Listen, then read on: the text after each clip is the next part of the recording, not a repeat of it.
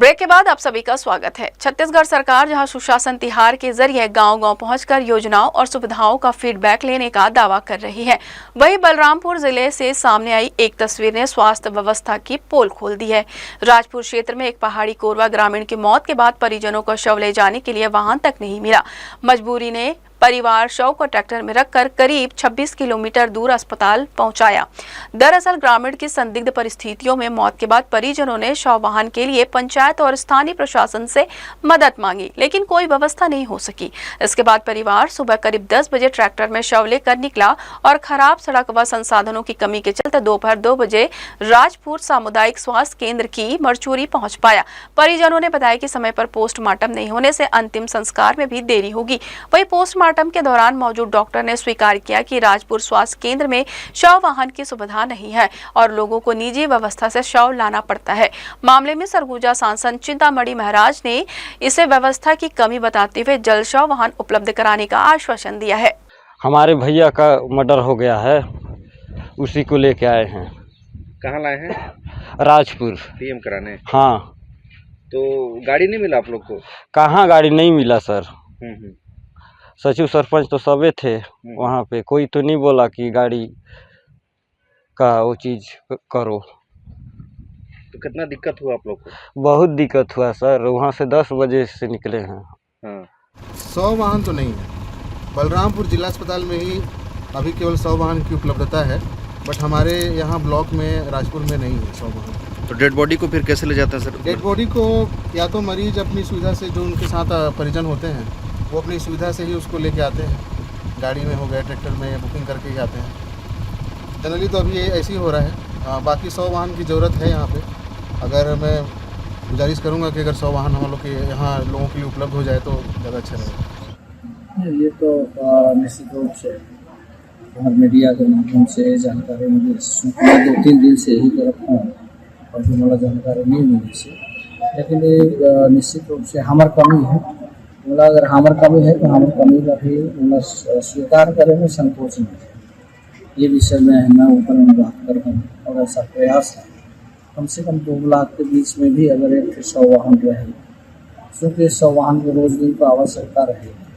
कहीं कुछ ऐसा दुर्भाग्यवश कुछ स्थिति बने से तब फिर ऐसा प्रयास करते हैं कि 1.5 लाख के बीच में कम से कम 100 वाहन हो जाए।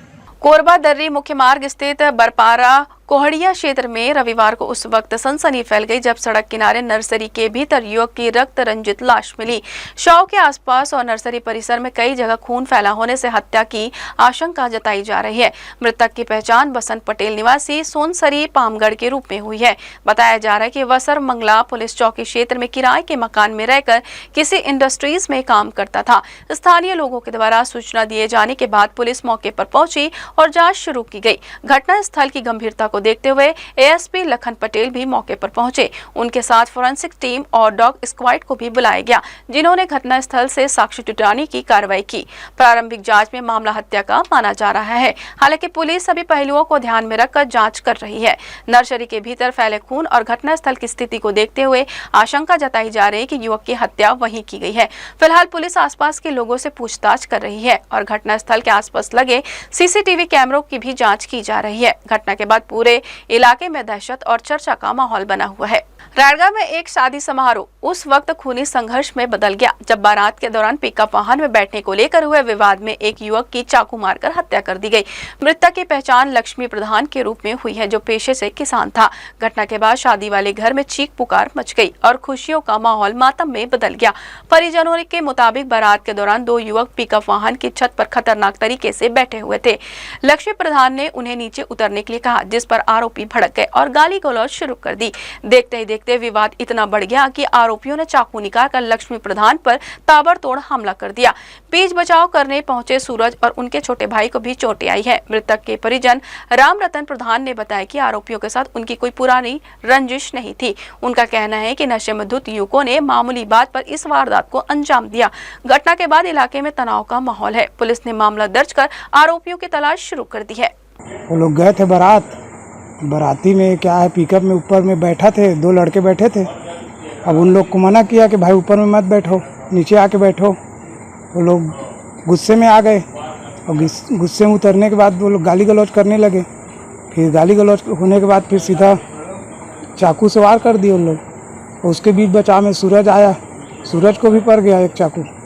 उसके बाद छोटा भाई भी आया बचाने के लिए, उसके हाथ में भी लग दिया है। रायगढ़ पुलिस को ऑपरेशन तलाश के तहत गौवंश तस्करी के मामले में बड़ी सफलता मिली है। भुगदेवपुर थाना क्षेत्र में रात्रि गश्त के दौरान पुलिस ने एक संदिग्ध स्कॉर्पियो वाहन का पीछा किया, जिसमें गौवंशों को क्रूरतापूर्वक भरकर ले जाया जा रहा था। पुलिस और डायल 112 की टीम को देखकर तस्कर वाहन छोड़कर अंधेरे का फायदा उठाकर फरार हो गए थे। वाहन से 2 गौवंशों को अमानवीय हालत में सुरक्षित मुक्त कराया गया। जाँच के दौरान पुलिस को वाहन में मोटरसाइकिल का फर्जी नंबर प्लेट लगा मिला। इंजन और चेसिस नंबर सहित अन्य तकनीकी साक्ष्यों के आधार पर पुलिस आरोपियों तक पहुंची। मामले में ग्राम कछार निवासी परशुराम राणा और यादराम राठिया को हिरासत में लेकर पूछताछ की गई, जिसने दोनों ने अपने साथी हेम सागर सारथी के साथ मिलकर गौवंश को बूचड़खाने पहुंचाने की साजिश कबूल की। पुलिस ने आरोपियों के कब्जे से नगद रकम जब्त कर उन्हें गिरफ्तार कर न्यायिक रिमांड पर भेज दिया है। पूरी कार्रवाई एसएसपी शशि मोहन सिंह के निर्देश और एसडीओपी प्रभात पटेल के मार्गदर्शन में की गई है। पुलिस ने स्पष्ट किया है कि गौवंश तस्करी और पशु क्रूरता के मामले में ऑपरेशन शंखनाद के तहत आगे भी सख्त कार्रवाई जारी रहेगी। जिले में आदरणीय पुलिस अधीक्षक महोदय के नेतृत्व में ऑपरेशन तलाश चलाया जा रहा है, जिसमें प्रकरणों के फरार आरोपियों की पतासाजी और गिरफ्तारी के लिए की जाती है। इसी क्रम में थाना भूदेवपुर में पंजीबद्ध गौ तस्करी का अपराध, जिसमें 29 अप्रैल को ग्रामीणों के द्वारा थाने को सूचना मिली थी कि ग्राम कछार में एक संदिग्ध वाहन आया हुआ है, जिसमें मवेशियों को लादा जा रहा है। इस सूचना पर ग्रामीण और पुलिस बल ने संयुक्त रूप से संदेही वाहन को घेरा था। वाहन के चालक और भी सहयोगी जो थे मौके से फरार हो गए थे। उनकी तलाशी करते हुए 2 आरोपी मौके से फरार जो हुए थे, परशुराम राणा और यादराम राठिया, जो ग्राम कछार के ही रहने वाले हैं, उनको पकड़ने में सफलता मिली है। इसमें मवेशी तस्करी में और कौन लोग शामिल हैं, उसके बारे में भी विवेचना जारी है। उम्मीद है कि जहां तक ये मवेशी जाने थे, वहां के भी आरोपियों को पकड़ने में शीघ्र ही सफलता मिलेगी। बिलासपुर के बेलगाना क्षेत्र में एक महिला की संदिग्ध परिस्थितियों में मौत का मामला सामने आया है। घटना के बाद मृतक के परिजनों ने ससुराल पक्ष पर गंभीर आरोप लगाते हुए पुलिस से निष्पक्ष जांच की मांग की है। परिजनों का कहना है कि महिला की मौत सामान्य नहीं है और पूरे मामले की गहराई से जांच कर दोषियों के खिलाफ कार्रवाई की जानी चाहिए। मृतका के भाई ने जानकारी देते हुए बताया कि पिछले सप्ताह मृतका ने फोन कर अपने पति और सास के साथ विवाद होने की बात कही थी। उस समय परिवार वालों ने उसे समझाते हुए कहा था कि घर परिवार में छोटी मोटी बातें होती रहती है। इसके बाद 2 दिनों तक मृतका का फोन नहीं लगा। जब परिजनों ने उसके ससुर से संपर्क किया तो पहले बात टाल दी गई और बाद में फोन कर बताया गया कि महिला की बिस्तर से गिरने के कारण मौत हो गई। मृतका के परिजनों ने आरोप लगाया कि उन्हें पूरा संदेह है कि महिला की हत्या उसके ससुराल वालों ने की है। उन्होंने पुलिस प्रशासन से मामले की निष्पक्ष जांच करने, आरोपियों के खिलाफ सख्त कार्रवाई करने तथा वीडियोग्राफी के साथ पोस्टमार्टम कराने की मांग की है। फिलहाल पुलिस मामले की जांच में जुट गई है। मेरी मामा की लड़की बहन है पुनीता दीक्षा कुशवाहा।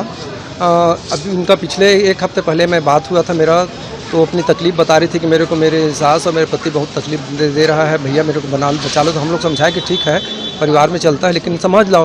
फिर उसके बाद पिछले 2 दिन से पिछले परसों शाम से उसका मोबाइल बंद रहा। तो हम लोग उसको फ़ोन लगाए, फिर फ़ोन उसका बंद रहा। कल फिर लगाया, फिर फ़ोन बंद रहा। कल शाम को मैं 7 बजे फिर फ़ोन लगाया उसके ससुर को नंबर लेके, तो उसका ससुर बोला कि मैं बात नहीं कराऊंगा। और उसके बाद फिर 10 मिनट बाद मैं फिर काट दिया फ़ोन। फिर मैं 10 मिनट बाद फ़ोन लगाया तो बोलता है उसका तबीयत ख़राब है, मैं गोली दिया हूँ 10-15 मिनट में और वो बेहोश है, बात नहीं करिए। तो मैं बोला डॉक्टर से इलाज करा दो। तो बोलता है कि मैं डॉक्टर को देखा हूँ। वो कहता, मैं बोला अभी इलाज नहीं करा रहे हो तो मैं आके इलाज करा देता हूँ। तो जैसे मैं फ़ोन काट दिया, फिर 10 मिनट बाद फिर फ़ोन करता है कि वो पलंग से गिर के तुम्हारी बहन ख़त्म हो गई। तो हमें पूरा शक है कि उन्होंने जहर देकर या किसी भी तरह से उनका हत्या किया है। मैं इनकी पूरा निष्पक्ष न्यायिक जांच की मांग करता हूं और प्रशासन से मांगता हूं कि दोषियों को कड़ी से कड़ी सज़ा मिले।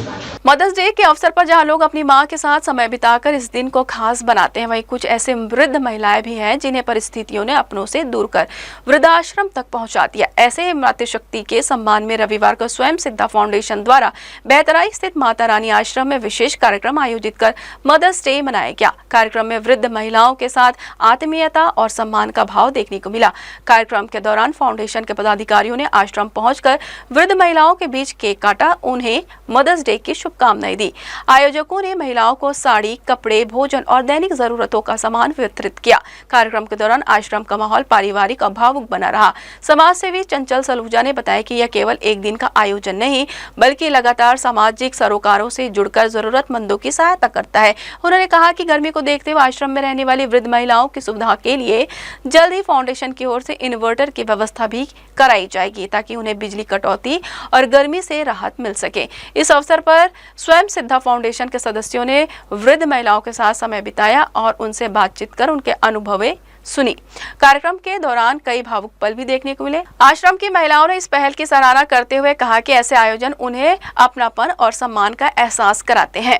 आज मातृ दिवस के उपलक्ष्य पर हमने बेहतराई माता रानी आश्रम पर मातृ दिवस का कार्यक्रम रखा गया, जिसमें बुजुर्ग महिलाओं के साथ, आज माताओं के साथ हमने सेलिब्रेट किया और केक काटा उनके साथ। उनकी ज़रूरतमंद सामग्रियों को हमने पूरी की और यहाँ पर हमने अपने स्वयं सिद्धा फाउंडेशन के द्वारा यहाँ पर एक इन्वर्टर लगाने का भी हमने संकल्प लिया है। कुछ दिनों बाद यहाँ इन्वर्टर भी लगाया जाएगा और बहुत महिलाओं के साथ रह के हमको यहाँ पर हम आते रहते हैं, बुजुर्ग महिलाओं के साथ समय बिताते हैं और हमें हमेशा समय व्यतीत करते हैं। आज का दिन बहुत ही बड़ा दिन है। मातृ दिवस जो है वो सभी के लिए है, लेकिन आज तो हमारे लिए बहुत ज़्यादा स्पेशल लग रहा है, क्योंकि आज हम मतलब जहाँ पे हैं वहाँ पे उनके लिए तो कोई नहीं, और वहाँ पे हम पहुँच के इतनी बड़ी मतलब सेवा दे रहे हैं। हमें ज़्यादा अच्छा लग रहा है। उनकी जो भी ज़रूरतें हैं उनको पूरा करने में ज़्यादा हम लोग को, सभी को, हमारे स्वयं सिद्धा फाउंडेशन से सबको खुशी हो रही थी। और इसलिए तो मेरे को हो रही थी क्योंकि मैं बहुत दूर हूँ अपने मम्मी से।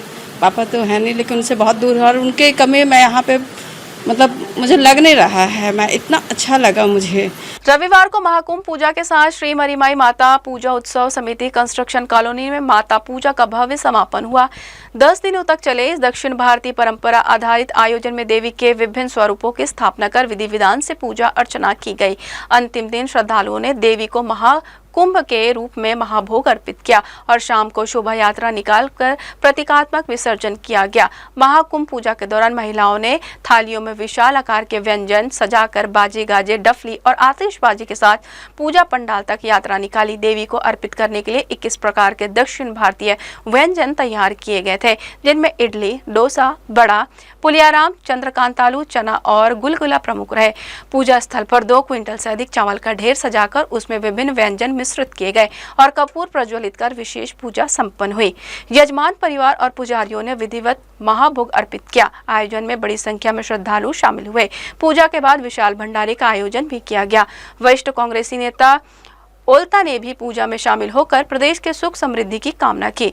स्थानीय मान्यता के अनुसार पिछले 20 वर्षों से आयोजित यह पूजा क्षेत्र में शीतलता और चेचक जैसी बीमारियों से रक्षा करने का प्रतीक मानी जाती है। माँ शोलापुरी माता का पूजा, ये जो यहाँ की मरी माई समिति है, ये भी लगभग 20 वर्षों से कर रही है। और आज कुछ ऐसा दिन है, माँ की पूजा के साथ साथ आज मातृ दिवस भी है। देखिए, आप मातृ दिवस के दिन माँ की पूजा करने यहाँ पहुँचे हुए हैं और यह विगत 20 वर्षों से लगातार चल रही है। मैं तो उसे यही प्रार्थना करता हूँ कि जितने भी श्रद्धालुगण यहाँ आए हैं उनकी मनोकामनाएं पूर्ण हो। आप देखे होंगे पूरे 9 दिन कैसे गुजर गया, पता ही नहीं चला। ये 9 दिन का भव्य आयोजन होता है। मरी माई माता का आशीर्वाद इस पूरे क्षेत्र के लिए है, तमाम लोगों के लिए है और मैं माँ को हमेशा यही प्रार्थना करता हूँ कि सारे लोगों को सुख और शांति दे, कहीं कोई दिक्कत किसी को ना हो, कम से कम कष्ट दे।